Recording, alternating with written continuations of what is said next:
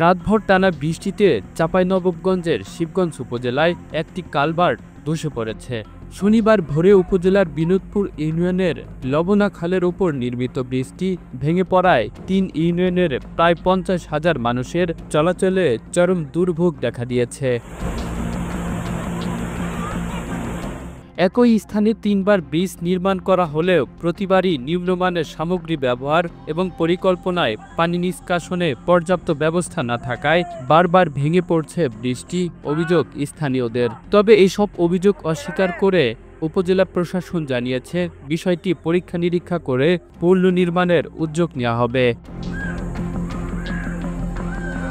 শিবগঞ্জ উপজেলার শ্যামপুর, বিনোদপুর ও শাহবাজপুর এই ৩টি ইউনিয়নের মানুষের চলাচলের একমাত্র ভরসা ছিল লবণা খালের উপর নির্মিত এই ব্রিজটি।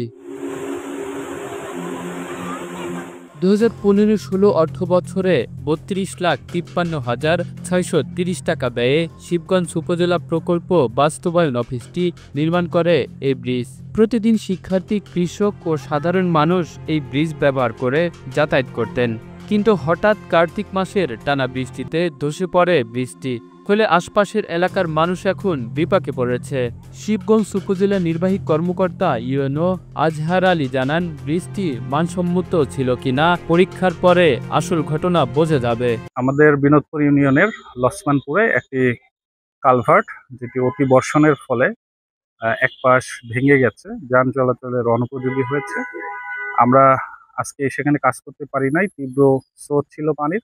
আমরা আশা করছি আজকে রাতে যদি বৃষ্টি না হয় তাহলে আগামীকাল থেকে আমরা এখানে আপাতত এখানে বাঁশের খুঁটি দিয়ে বেড়া দিয়ে মাটি ফেলে যান চলাচলের উপযোগী করার চেষ্টা করব এবং পরবর্তীতে আমাদের ইঞ্জিনিয়ারিং টিম সেটা ইন্সপেকশন করবে। করে যদি এটি মেরামতযোগ্য হয় তাহলে আমরা মেরামতের দিকে যাব, অথবা আমাদের ঊর্ধ্বতন কর্তৃপক্ষের সাথে আমাদের কথা হয়েছে, আমরা আসলে ইন্সপেকশনের পরে পরবর্তী করণীয় বিষয়টা নিয়ে কাজ করব।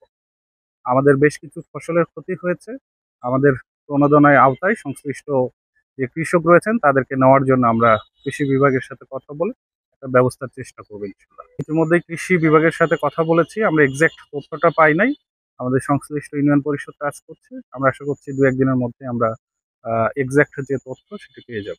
স্থানীয়দের দাবি, টেকসই ও মানসম্মতভাবে নির্মাণ করা হলে ব্রিজটি ভেঙে পড়ার কথা নয়।